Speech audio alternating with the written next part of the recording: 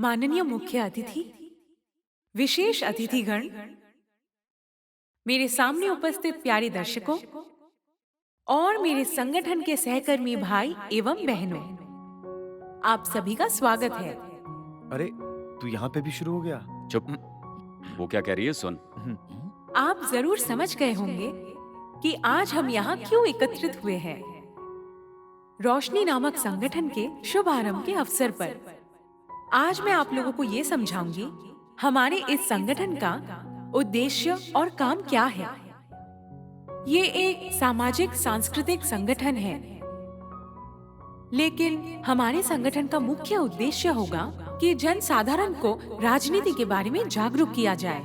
और अगर देश की ज्यादातर जनसंख्या राजनीति एवं राजनीतिक अधिकारों के बारे में जागरूक नहीं होंगे और जागरूक नागरिक होने का कर्तव्य नहीं पालन करेंगे, तो फिर देश में अराजकता फैल जाएगी और जन साधारण को बहुत ही मुश्किलों का सामना करना पड़ सकता है।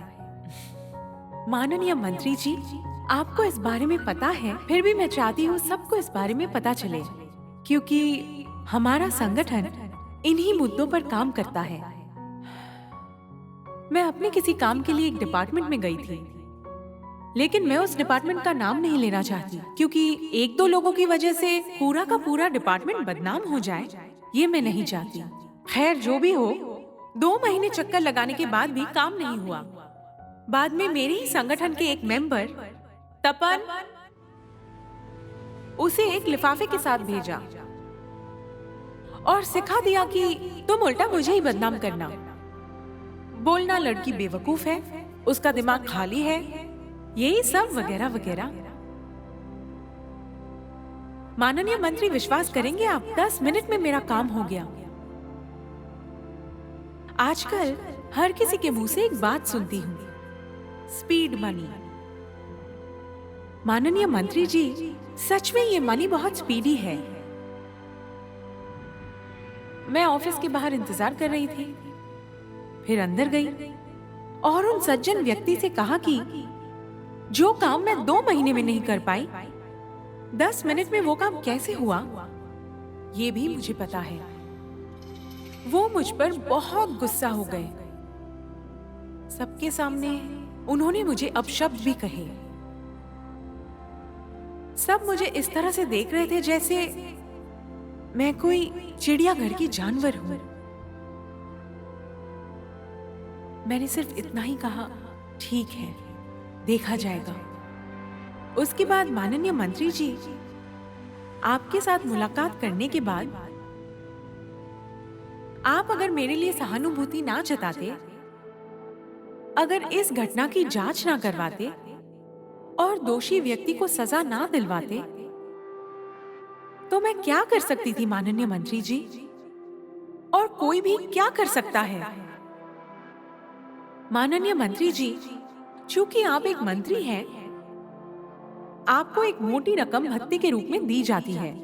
जिस गाड़ी में आप आए हैं, वो गाड़ी भी काफी महंगी है। जो प्रोटोकॉल आपको मिलता है, उसके लिए जो सुविधा और पैसे आपको मिलते हैं, वो पैसा भी आपका पैसा नहीं है। जो सरकारी ऑफिस और घर आपको अलॉट किया गया है, वो भी आपकी पैतृक या व्यक्तिगत संपत्ति नहीं है मंत्री जी। ये आम लोगों का पैसा है, हमारा पैसा है। ठीक वैसे ही सरकारी कर्मचारियों पर किए गए खर्चे, जिसके लिए हजारों करोड़ आवंटित किए जाते हैं, वो भी आम आदमी का पैसा है, हमारा पैसा है। हम जानते हैं और सरकार भी मानती है कि सभी सरकारी कर्मचारी जनता के सेवक हैं, लेकिन फिर भी जब हम आपके पास किसी काम से जाते हैं, तब ऐसा लगता है जैसे हम सब नौकर हैं और आप लोग मालिक। क्यों? क्यों? विश्वविद्यालय के सभी छात्र छात्राओं में जो सबसे अच्छा रिजल्ट लाते हैं, उनमें भी जो छात्र सबसे मेधावी होते हैं, वही छात्र पीसीएस की परीक्षा पास करके सरकारी विभागों में बड़े पदों पर नियुक्त किए जाते हैं। असल में मैं जो समझाना चाहती हूँ, वो ये है कि देश के सबसे मेधावी छात्रों में से 90% छात्र सिविल सर्विसेज में चले जाते हैं। और अगर इतने ही प्रतिशत लोग जन साधारण के लिए अपना पूरा योगदान ना दें, सुन तो। अरे चलो तो फिर देश आगे कैसे बढ़ेगा? हमारे माननीय प्रधानमंत्री ने भ्रष्टाचार के विरुद्ध जीरो टॉलरेंस की बात की है। अगर देश का हर नागरिक अपने व्यक्तिगत स्तर पर उनके हाथ से हाथ मिला ले और इस भ्रष्टाचार को लेकर जागरूक हो जाए, तो हमारे इस सुनहरे देश का सपना बहुत ही कम समय में जरूर पूरा हो जाएगा। हमारा ये संगठन संगीत, नाटक, सेमिनार अलग अलग तरीकों से लोगों में जागरूकता फैलाने की कोशिश करता रहेगा और साथ ही भ्रष्टाचार और अन्याय के खिलाफ लोगों में जागरूकता फैलाता रहेगा। हम ये काम करते रहेंगे, चाहे जितनी भी मुश्किल आए, हम ये काम करते रहेंगे। और अंत में मैं आप सभी के लिए दुआ, सहयोग और अच्छे स्वास्थ्य की कामना करती हूँ। आज के लिए मैं आपसे विदा लेती हूँ। धन्यवाद।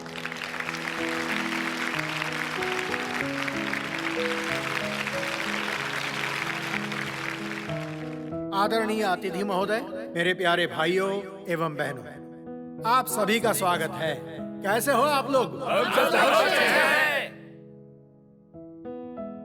रोशनी संगठन की प्रेसिडेंट अर्पिता जी ने जो कुछ भी कहा उससे हम सभी पूरी तरह से सहमत हैं।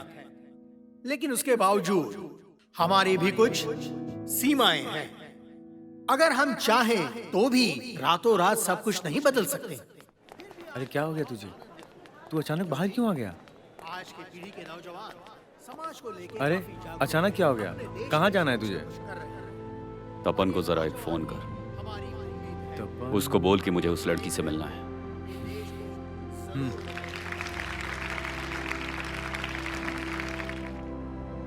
आपके लिए मेरे और हमारे सरकार के दरवाजे हमेशा खुले रहेंगे। देश हेलो। को लेकर आपकी जो भी कोई सुझाव साहिल। या सूचनाएं हो, आप अच्छा, हमें अच्छा। दे सकते हैं। तुझे तो ऑफिस पता है ना? देश को एक नई दिशा में 1 घंटे में ऑफिस आ जा, वहीं बात करते हैं।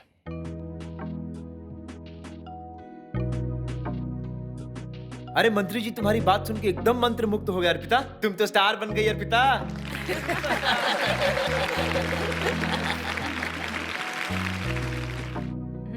बैठो बैठो।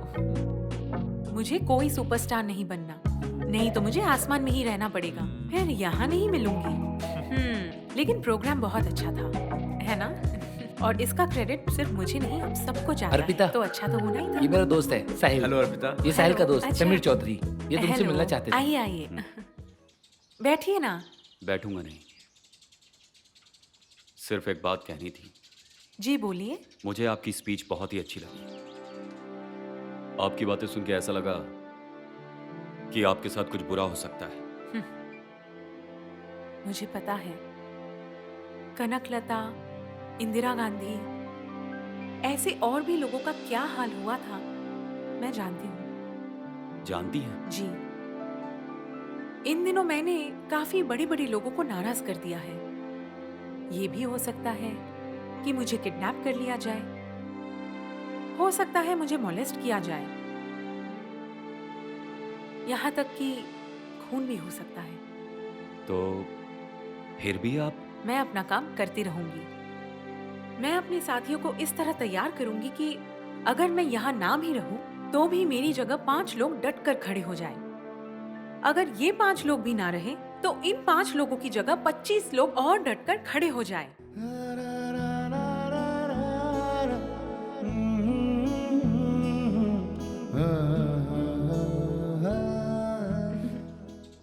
लेकिन मिस्टर, आपकी आंखों में इतना दर्द क्यों? अपने दुख को अंदर मत दबा के रखिए, इस दुख को अपनी शक्ति बनाइए।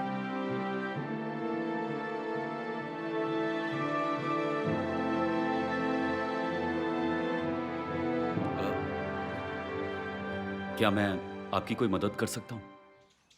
जैसे कि? जैसे कि 2-4 लाख डोनेट कर सकता हूँ आपके संगठन के लिए। बिल्कुल कर सकते हैं, लेकिन अभी नहीं। और 2-4 दिन हमारे यहाँ आइए, हमारे संगठन को समझिए। उसके बाद आप चाहे तो जरूर डोनेट कीजिए। Thank you. Arpita, hmm. Donation तो हमें ले लेना चाहिए था। अरे पागल, ऐसे किसी का पैसा फट से नहीं लेना चाहिए।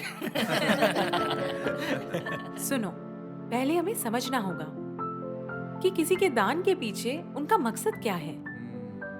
अगर दान करने वाले के मन में कोई स्वार्थ हो तो वो दान कभी किसी के काम नहीं आता।